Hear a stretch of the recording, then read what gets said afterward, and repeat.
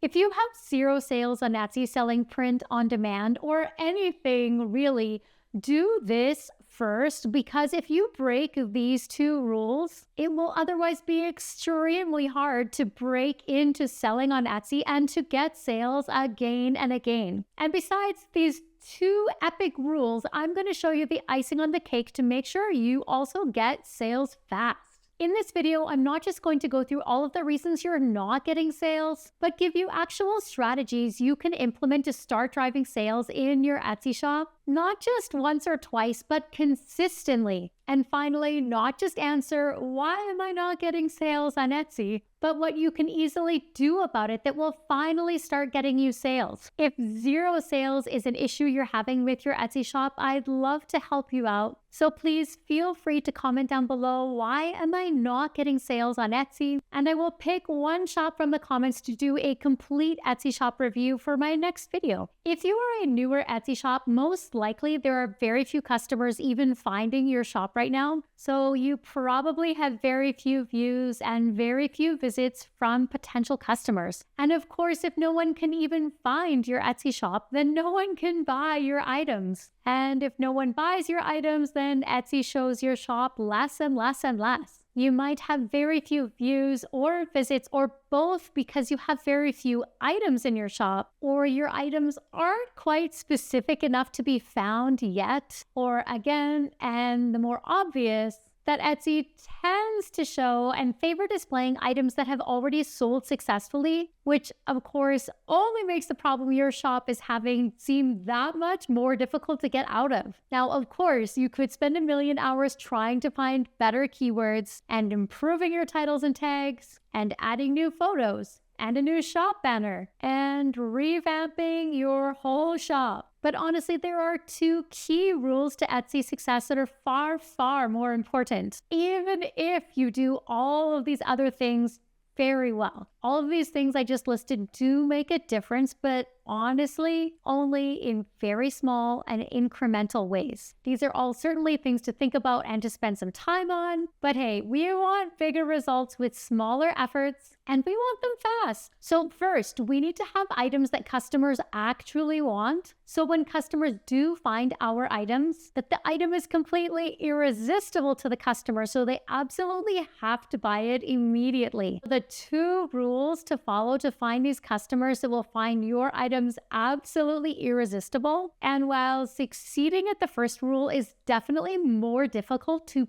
pull off successfully, but arguably can lead you to even greater success if you can do it. The first rule to Etsy success is to sell something not everyone else is selling yet. Yes, I mean to be original. And in 2024, that isn't an easy feat. I get it. I don't mean to be the first to sell mugs on Etsy or the first to sell bracelets on Etsy, but maybe you could be the first to sell embroidered toddler sweatshirts or customizable rose gold engagement mugs. If there are customers searching within a specific niche, like say gardeners, because it's springtime outside, and you have added an item with a new funny quote related to gardening, with a new pretty pattern related to gardening that other shops don't have anything similar just yet, or even what Etsy is particularly good at, personalized items like say a personalized gardening glove,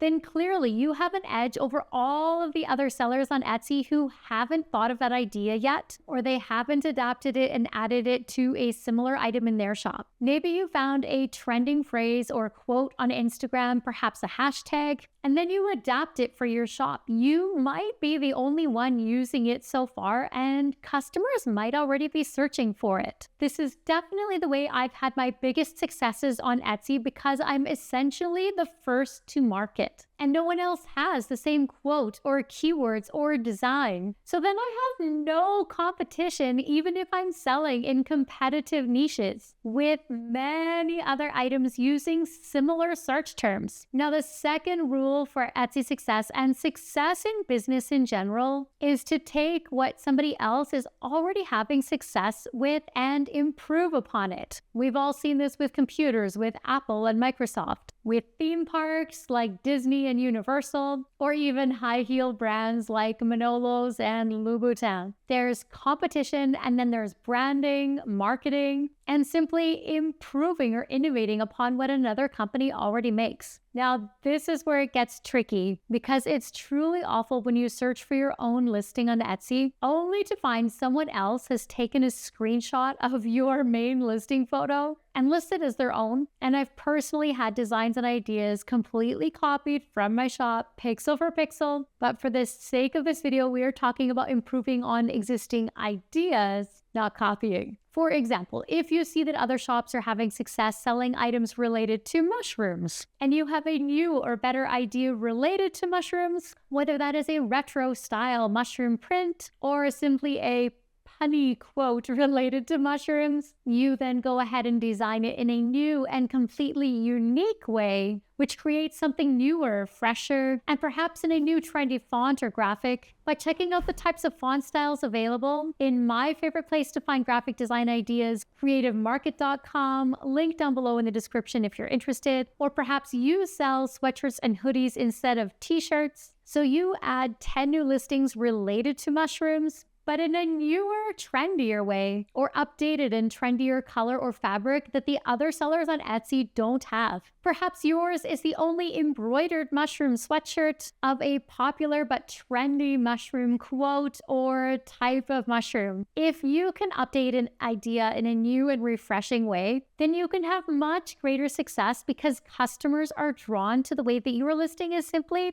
better. This is now where you have to ask yourself if your listing is the best one available on Etsy. Does your listing have the best main listing photo? Are you sure? Does your listing use the trendiest colors or designs? Are there simple spelling mistakes in your listing title you can easily fix? And does your listing sell at a competitive price point? And if not, why not? And then go and try and improve it. It might seem like asking a friend or family member might be a good idea, but more often than not, they're going to say that your items are amazing and they'll have no idea how your listing compares to other sellers on Etsy. So then spend some time looking at why other Etsy shops might be getting sales and yours are, well, not. However, hang in there and keep going. If you keep showing up and making new listings, I'm not kidding, you will have success on Etsy. If you keep showing up and keep making new and amazing and original listings, you will have success on Etsy. As you're looking at other Etsy shops, do keep in mind that there are shops out there that have enormous followings on social media, so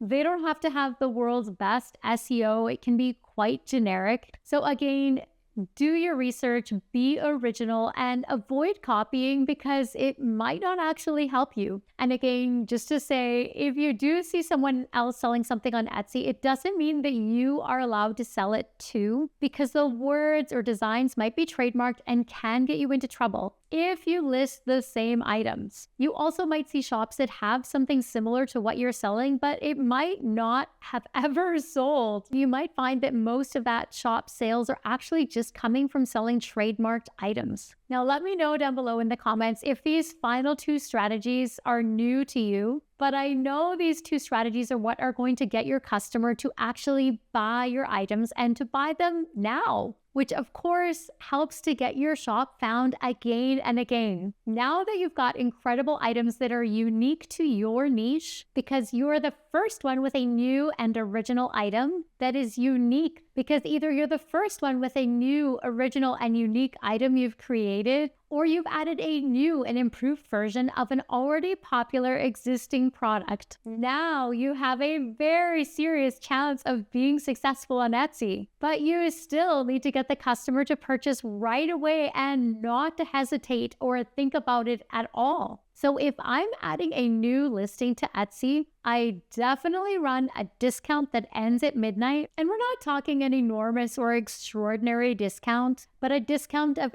any amount that ends at the end of the day. And then the customer is pushed, they are incentivized by the little Etsy countdown timer that is shown at the top of the screen to make their purchase today because they see that the discount is ending soon. I hope you see how powerful this is because customers don't want to miss out. And just in case that wasn't enough, another strong psychological trigger to encourage customers to purchase is simply to limit the quantity of the item you are selling. You might have an unlimited number of mugs or stickers or hoodies that you are selling or can theoretically sell, but if you limit the quantity of the item from 1 to 8, at least temporarily, then again, Etsy shows customers that there aren't very many available of this item. And this will help to push customers to purchase it right away because they think it will run out. And not only might they worry that you might run out of the item, but that the discount will end as well. So it's really a double whammy of psychological encouragement to purchase and to purchase now. As always, I sincerely hope that this video helps you to build your Etsy shop for today, tomorrow, and for well into the future. See you later, superstar.